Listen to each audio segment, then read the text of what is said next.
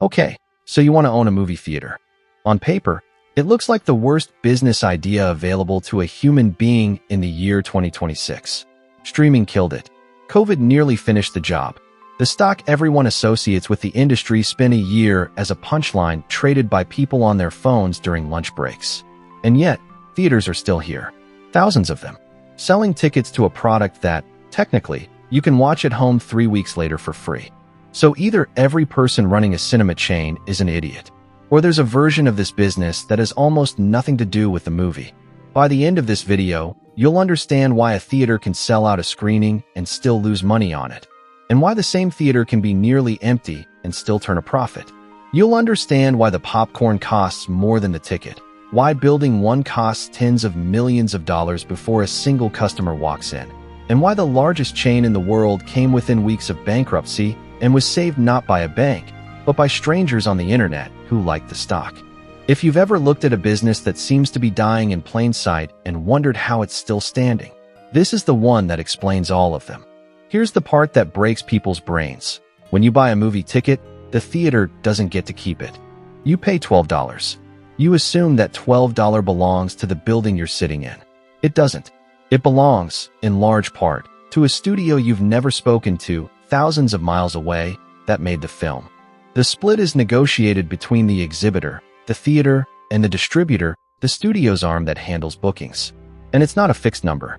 It's a sliding scale, and it slides against the theater at exactly the moment the theater needs the money most. First, opening weekend. This is when demand is highest, when the line is out the door, when the theater is doing the most business it will ever do on that title. And this is exactly when the studio takes the biggest cut, sometimes as much as 90% of the gross in the first week on the biggest titles. Second, the weeks after. As the film ages and demand cools off, the split shifts back toward the theater. By the final weeks of a run, the exhibitor might be keeping 60, 70, even 80% of what's left. But by then, there isn't much left to keep. The audience has moved on. Third, the house nut. This is the part almost nobody outside the industry has heard of. Many contracts let the theater deduct its fixed weekly operating costs, rent, utilities, staff, before the percentage split even applies. On a slow week with a weak film, that nut can eat almost everything. So the business isn't structured to reward the theater for the weekend everyone shows up. It's structured to reward the studio for it. The theater's best day is, financially, one of its worst.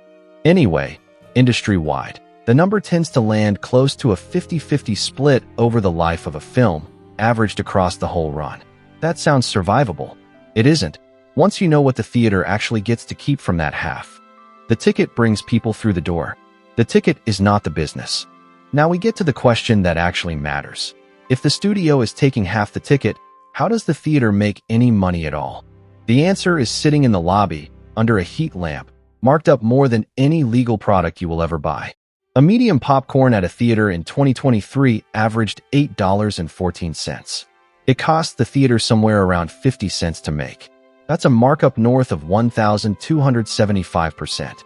A soda costs even less to produce and carries a similar story. Bottled water at the concession stand can be marked up over 4,000%. Here's why that matters more than the number itself. Unlike ticket revenue, concessions are not shared with anyone. 100% of what you spend at the counter stays with the theater. No studio, no distributor, no split. That single fact restructures the entire business. Concessions typically make up only around 20 to 30% of a theater's total revenue.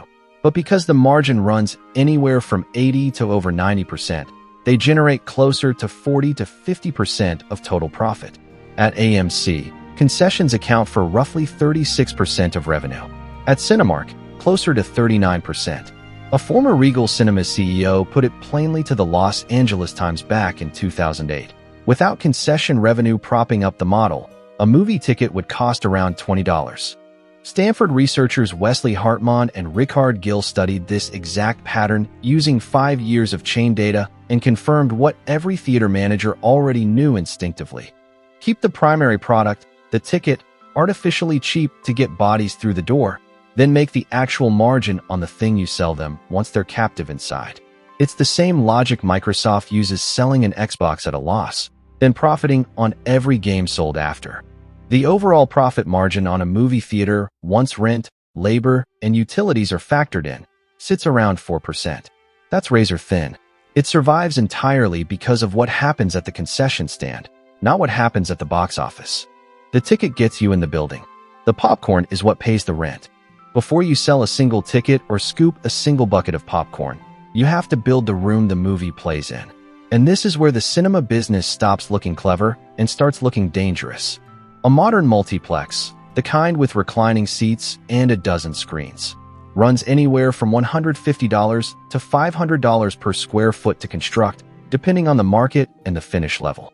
A 10-screen, roughly 45,000 square foot building can clear $18 million in construction costs alone before a single digital projector goes in.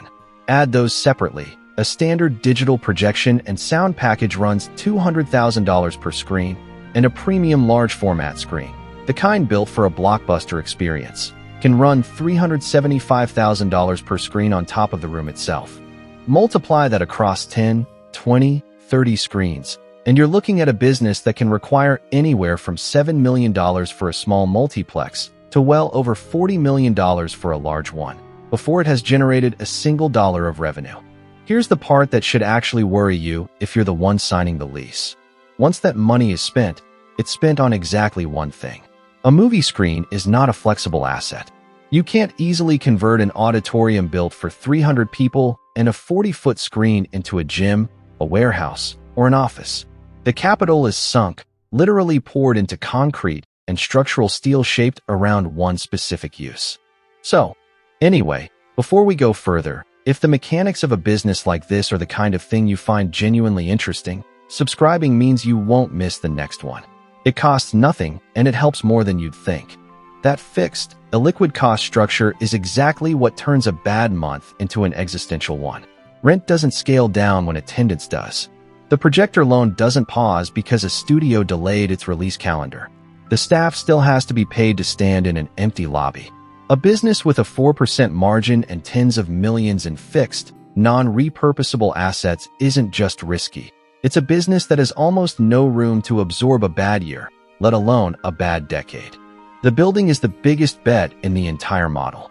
And unlike a bad batch of popcorn, you can't throw it out and start over. For most of a century, the movie theater had something no competitor could touch. It was the only place you could see a new film. That gap between a movie's theatrical release and its arrival on home video, the theatrical window, used to run around 90 days, sometimes longer. That window was the entire justification for a $15 million construction bill and a 4% margin. Scarcity was the product. Then streaming arrived, and studios that once needed theaters to sell tickets suddenly owned platforms that needed content to sell subscriptions. The incentive flipped. A studio that also owns a streaming service doesn't necessarily want you waiting 3 months to watch a movie at home.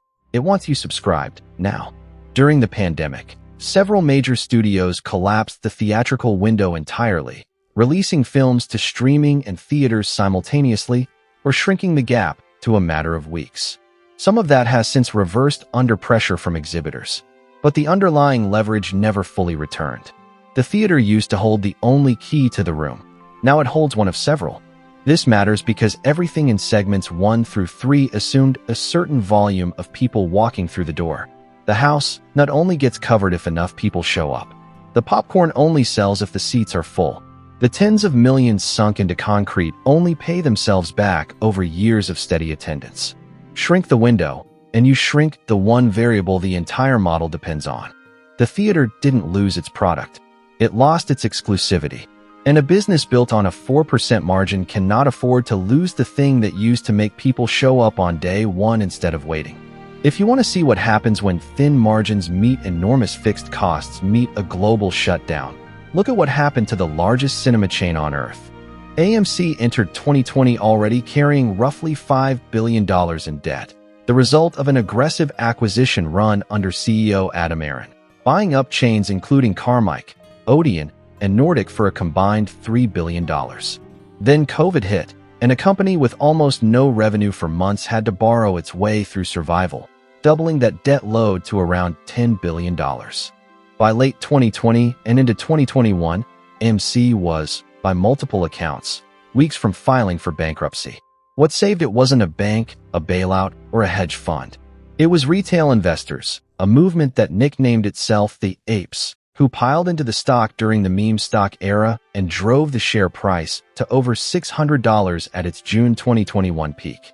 Aaron seized the window and sold stock directly into the frenzy, raising roughly $2 billion in fresh equity almost overnight, which the company used to pay down close to $1.8 billion in debt. It should have been a happy ending. It wasn't entirely.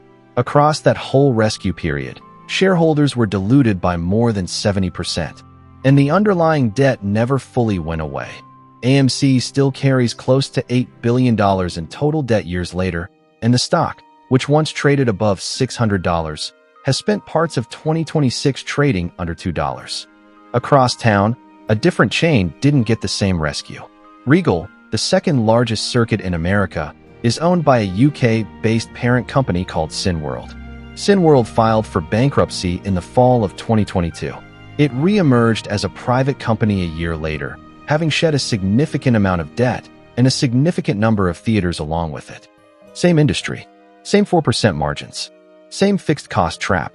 One company survived because millions of strangers on the internet decided, for reasons that had very little to do with cinema fundamentals, to buy the stock. The other didn't have that option and went through the reorganization the balance sheet had been threatening since the day the pandemic started. That's not a business model working as designed. That's a business model getting bailed out by an accident of internet culture once. So who, in this entire picture, is actually making money on purpose rather than by accident? Look at Alamo Drafthouse. Founded by Tim and Carrie League in a converted Austin warehouse in 1997, it rebuilt the entire model around the one part of the business that isn't shared with anyone else: food. Full kitchen, servers bringing meals to your seat. A bar, a strict no-talking policy that turns the room into something closer to a restaurant with a very large television. The results speak for themselves. Where a traditional theater might clear a few dollars of profit per customer, Alamo Drafthouse has reported profits upward of $12 per person, because the food and drink attached to that seat isn't optional. It's the point.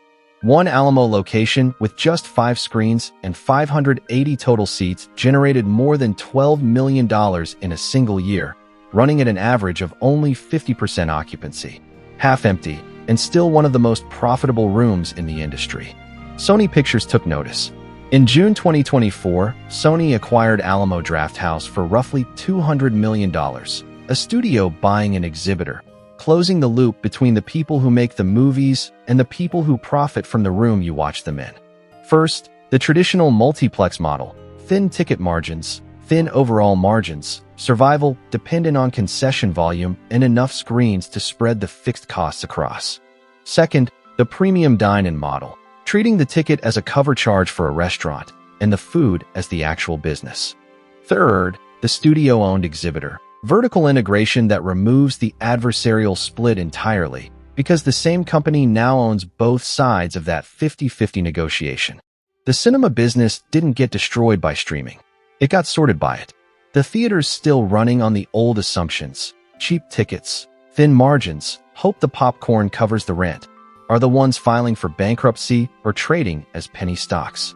The theaters that figured out the room was never really about the movie are the ones a major studio just wrote a $200 million check to acquire. The movie brought you through the door. What happened after that decided whether the business survived. So the next time someone tells you the movie theater is a dying business, you'll know the real answer. It's not dying, it's being separated into the operators who understood what they were actually selling and the ones still betting on a $12 ticket to save a $40 million building. But there's a version of this exact trap that's even more extreme. A business where the product you're famous for selling loses money on almost every single transaction, on purpose, every day, with no meme stock rescue coming to save it if the math ever stops working. That's the gas station. And the way that business actually turns a profit will change how you look at every one you drive past. That's the economics of owning a gas station. Next.